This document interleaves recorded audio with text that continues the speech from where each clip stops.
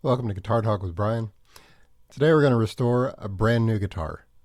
I'm sure that sounds odd, so let me explain. About a year ago, Gibson Gibbs posted about 15 guitars with Julian's auction.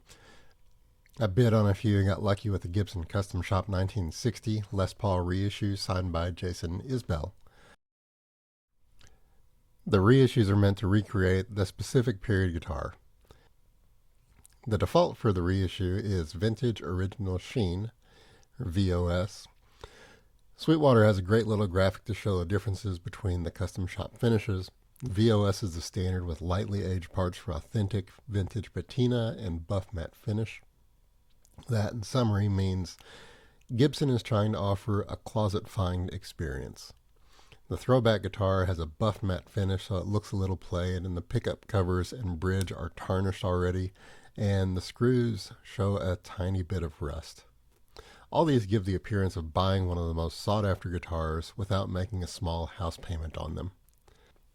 I personally like my new guitars to look new though.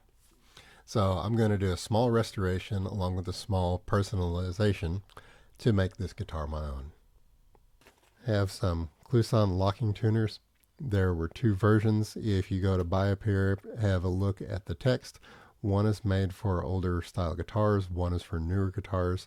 They call them the collared and non-collared versions. Pay attention to that. The fretboard is just white as can be. It looks like it's dry. So I got a new cleaning kit for oil. I'm going to hopefully brighten that up a little bit. For the tarnish on the pickups, one of the easiest things you can do is get semi-chrome. So this is available on Amazon for about $12. I'm also going to ruin my 1960 by changing the look of it.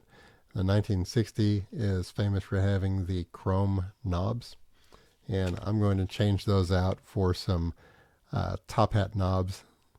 I just like the style more.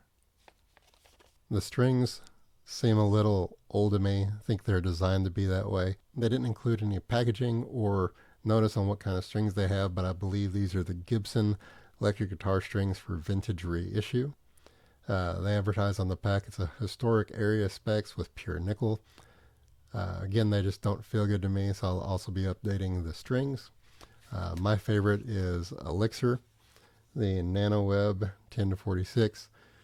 I got these when I got my first Taylor guitar, T3B, and I've been using those on my electrics ever since. First I'll loosen and cut the strings.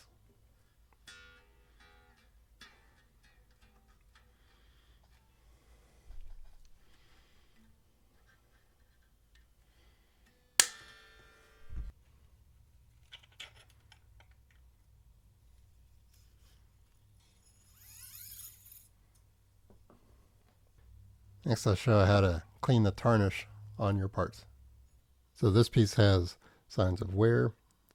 Tarnish usually comes from oil, sweat, and just not cleaning it over the years.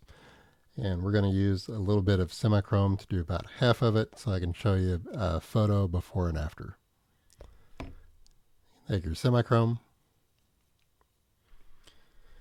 take a small piece of rag. You can use an old t-shirt or just the corner of the rag comes with your cleaning kit for your string repair and your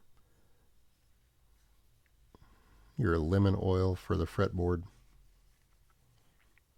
You can see already the black that is coming off.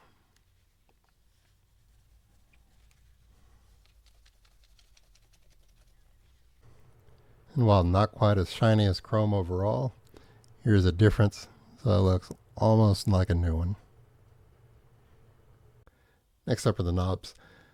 So to me, they're good knobs. They look good. They're fine. They're historic, but I prefer the amber tops. So I'm going to replace those. These are real simple. Go ahead and pull them off, push the new ones on. You'll want to make sure if you do it, have them all turned up to either to 10 or down to 1 if you have the markers. So that way when you push the new ones on, if your new ones have the markers, you can put them on at the right level. Now with the top hat switched out, I'm going to move on to the fretboard with lemon oil. So here we are with half the fretboard done. You can tell which side has the oil. It was just a little bit dry. That's going to help the appearance some, but it should also help with the fretboard longevity. And finally, the biggest change I'm making, I'm going to change the vintage style tuners for some new locking tuners, some Clusons. So from the front, they still have the vintage look. These also have a high gear ratio of 19:1. Have a look around when you start buying some tuners. There are cheaper sets than these, but they have a much lower tuning ratio. 15:1 seems to be common, and I'm wondering if that's what this is that I don't like.